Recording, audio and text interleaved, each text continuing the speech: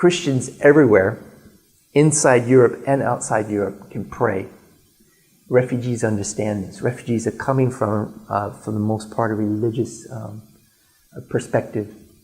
Over 50% of the refugees in the world are Christians.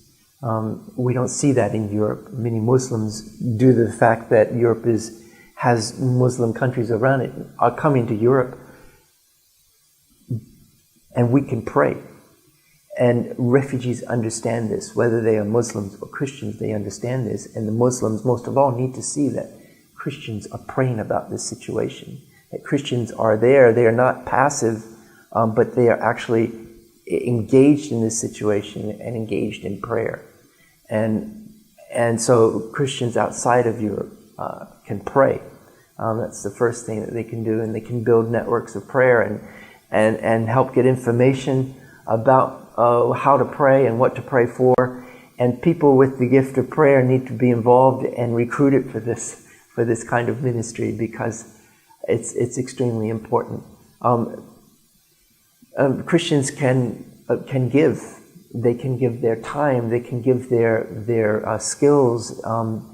This sort of thing, asking for information, helping to spread the news of these stories, the news of what's happening, is really helpful. People can give this kind of assistance and help.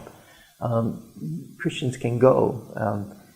I've already mentioned about the volunteers coming into Calais, but one of the things I think that helps the local church that's not involved to get involved is to see committed people come and get involved in a local project. Committed people come who are dedicated to these issues, dedicated to God's calling, God's love for the stranger, and recognizing that God is working through the nations that are moving around the world, and dedicated to that.